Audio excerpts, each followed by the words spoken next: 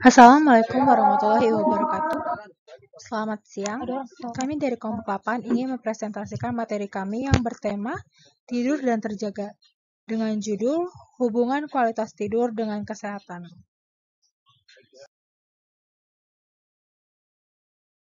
Sebelumnya, perkenalkan saya dan rekan-rekan saya, Adila Sinta Dewi, Mutiara Syida, Widi Sriastuti S. Pakpahan, Laura Netania Sidabutar, dan Ridwan.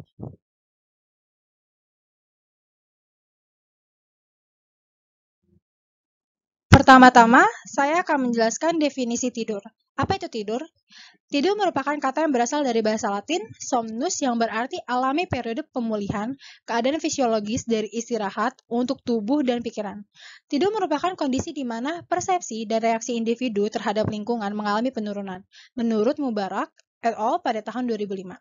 Jadi, tidur tidak dapat diartikan sebagai manifestasi deaktivasi sistem saraf pusat.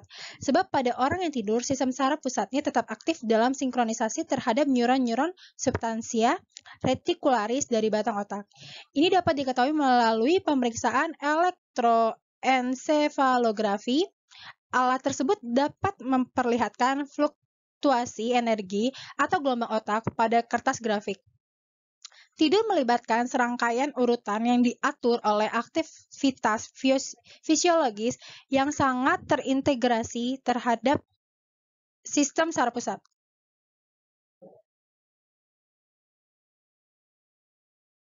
Fisiologis tidur itu merupakan pengaturan kegiatan tidur oleh adanya hubungan mekanisme serebral yang secara bergantian untuk mengaktifkan dan menekankan pusat otak, suatu aktivitas yang melibatkan sistem saraf pusat, saraf perifer, endokrin, kardiovaskuler, dan respirasi muskuloskeletal. Dan selanjutnya ada fungsi tidur. Fungsi tidur itu merupakan salah satu kebutuhan untuk memperbaiki proses biologis secara rutin. Selama tidur gelombang rendah yang dalam NREM tahap 4, tubuh melepaskan hormon pertumbuhan manusia untuk memperbaiki dan memperbaharui sel epitel dan khusus seperti sel otak. Nah, tidur juga dipercaya dapat mengkontribusi pemulihan fisiologis dan psikologis manusia. Saya akan menjelaskan pola tidur. Pola tidur adalah model, bentuk, atau cara tidur dalam jangka waktu yang relatif menetap dan meliputi jadwal jatuh, tidur dan bangun, irama tidur, frekuensi tidur dalam sehari, dan mempertahankan kondisi tidur dalam kepasan tidur. Menurut Debcast dalam Shalagan 2010. Pola tidur normal dipengaruhi oleh gaya hidup termasuk stres pekerjaan, hubungan keluarga, dan aktivitas sosial yang mengarah pada insomnia dan penggunaan medikasi untuk tidur. Penggunaan jangka panjang medikasi tersebut dapat mengganggu pola tidur dan selama tidur malam yang berlangsung rata-rata 7 jam. REM dan NREM terjadi berselingan sebanyak 4-6 kali. Apabila seorang cukup mengalami REM, maka esok harinya ia akan menunjukkan kecenderungan untuk menjadi hiperaktif, kurang dapat mengendalikan emosinya, dan nafsu makan bertambah. Dan sedangkan jika NREM kurang cukup, keadaan fisik menjadi kurang gesit. Selanjutnya, saya akan menjelaskan klasifikasi pola tidur. Klasifikasi pola tidur dibagi menjadi dua, yaitu ada pola tidur biasa, atau bisa disebut juga non-rapid eye movement, dan pola tidur paradoksal, atau bisa disebut rapid eye movement. Pola tidur biasa, pada keadaan ini, sebagian besar organ tubuh secara berangsur-angsur menjadi kurang aktif, pernapasan teratur, kecepatan denyut jantung berkurang, otot mulai berelaksasi, mata dan muka diam tanpa bergerak. Fase ini berlangsung kurang lebih 1 jam.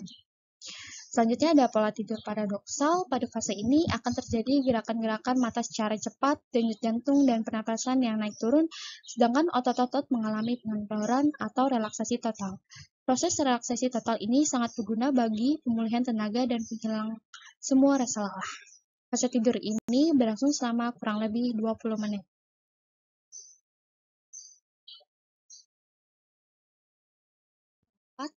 Tahap-tahap siklus tidur. Siklus tidur yang umum terdiri atas satu tahap NREM diikuti oleh tahap 2, 3, dan 4 NREM dengan kemungkinan kembali lagi ke tahap sebelumnya, yaitu tahap 3 dan tahap 2 NREM.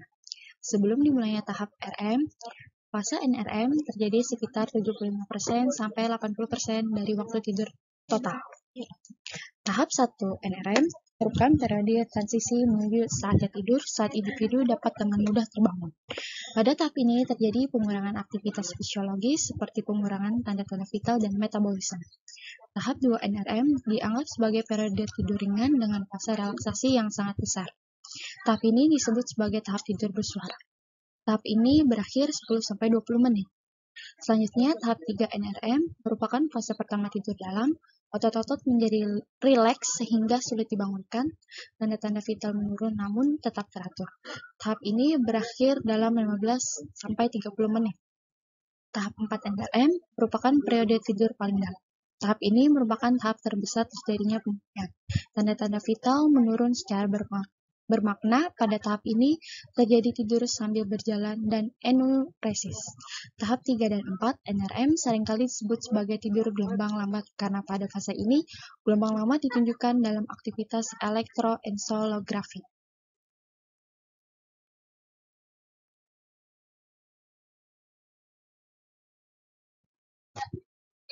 Selanjutnya, saya akan menjelaskan kebutuhan tidur. Di sini terdapat kebutuhan tidur berdasarkan usia, tingkat perkembangan, dan jumlah kebutuhan. Penelitian ini akan dilakukan pada dewasa yang berumur 18 tahun ke atas. Kebutuhan tidur pada kelompok usia 18 tahun ke atas normalnya adalah sekitar 7-8 jam per hari.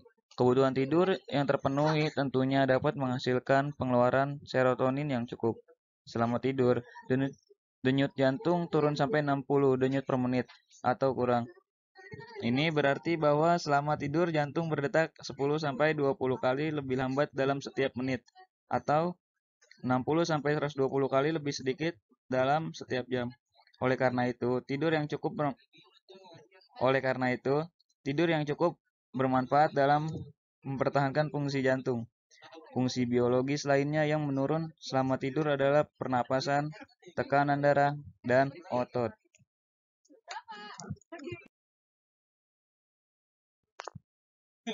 Kualitas tidur merupakan suatu keadaan tidur yang dijalani seorang individu, menghasilkan segaran dan kebugaran saat terbangun. Indikator atau ciri-ciri untuk mengetahui tidur yang berkualitas adalah dengan merasakan apakah badan merasa segar dan fresh setelah terbangun dan tidur merasa lelap. Kualitas tidur adalah kemampuan setiap orang untuk mempertahankan keadaan tidur dan untuk mendapatkan tahap tidur REM dan NREM yang pantas. Dan di sini tanda-tanda kualitas tidur buruk. Tanda-tanda kualitas tidur yang buruk dapat dibagi menjadi dua. Yang pertama, tanda fisik. Yang kedua, tanda psikologis. Yang pertama, tanda fisik yaitu ekspresi wajah. Contohnya kayak gelap di area sekitar mata, bengkak di kelopak mata, konjungtiva kemerahan, dan mata terlihat cekung. Kantuk yang berlebihan sering menguap. Tidak mampu berkonsentrasi. Terlihat tanda-tanda keletihan seperti penglihatan kabur, mual dan pusing contohnya. Dan yang kedua, tanda psikologis yaitu menarik diri, apatis dan respon menurun, merasa tidak enak badan, malas berbicara, daya ingat menurun, bingung, timbul halusinasi dan ilusi penglihatan atau pendengaran, kemampuan memberikan keputusan atau pertimbangan menurun.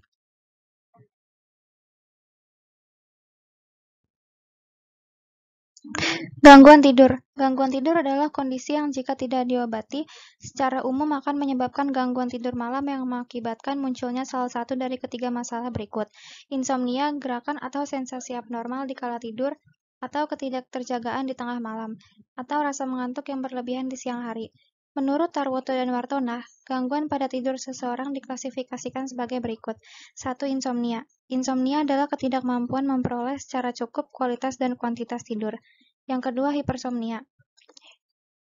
Jam tidur yang berlebihan pada malam hari, lebih dari 9 jam, biasanya disebabkan oleh depresi, kerusakan saraf tepi, beberapa penyakit ginjal, liver, dan metabolisme. 3. Parasomnia. Parasomnia merupakan sekumpulan penyakit yang mengganggu tidur anak, seperti somnambulisme atau tidur sambil berjalan. Yang keempat, narkolepsi. Suatu keadaan atau kondisi yang ditandai oleh keinginan yang tidak terkendali untuk tidur. Yang kelima, apnoe tidur dan mendengkur. Mendengkur bukan dianggap sebagai gangguan tidur, namun bila disertai apnoe maka bisa menjadi masalah. Mendengkur disebabkan oleh adanya rintangan pengeluaran udara di hidung dan mulut, misalnya amandel, adenoid, otot-otot di belakang mulut mengendor dan bergetar. Periode apnoe berlangsung selama 10 detik sampai 3 menit. Yang terakhir ada mengigau. Hampir semua orang pernah mengigau. Hal itu terjadi sebelum tidur REM.